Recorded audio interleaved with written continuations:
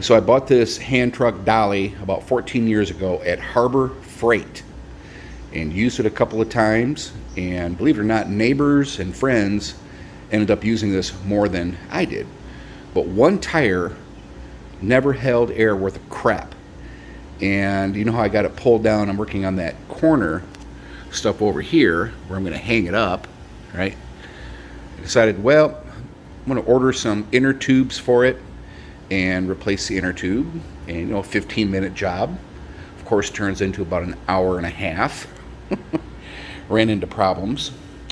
Didn't have any problems putting the new inner tubes in, but this is the original one right here. And I saved one. I actually ended up replacing both inner tubes on this hand truck. This is the stock one that came out of China. It's actually a cloth in here, and the valve stem points this way, straight. The new inner tubes, look at here, it's got the bent right here, and it's metal. Really good, really good. I like that. So I pumped them up to 30 pounds. I used Vaseline, cleaned up the rims and all that. But the problem I had was, of course, cheap Chinese hardware. I would love to punch a frickin' Chinese engineer in the face, or whoever designed this and farmed it out to China to build ought to have their ass kicked.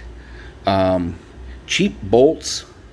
I ended up stripping bolts, taking these off, and I had some extra grade 5 and grade 9. Well, I have a grade 9 over there.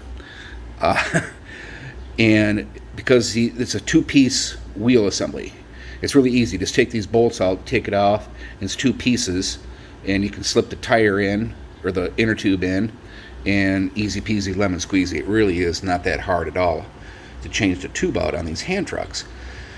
But this hardware, my God, I mean, it just stripped all to hell quicker than think. So I'm going to go down to Lowe's and get some grade 9. I got plenty of washers. Get some good grade 9 bolts.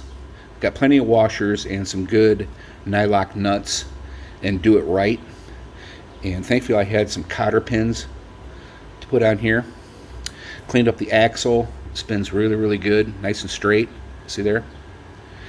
30 pounds of air pressure on there, and it's good to go. But yeah, both of these, oh man, I had a little bit larger cotter pin on this one here, but yeah, it should last a frickin' long time now. Hopefully it holds air. I don't have to do this again, but it won't be that hard because I don't have good hardened bolts on this right here. But beats replacing the whole tire. The tires are in good shape.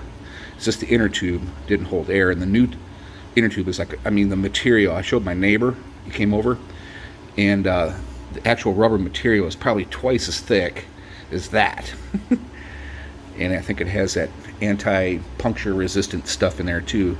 And it really wasn't that expensive for a set of two. But yeah, it has good movement now. It should hold up good long time for potential moves and stuff. But I want to finish this and do the job right and get some good hardware. So just thought I'd show you that.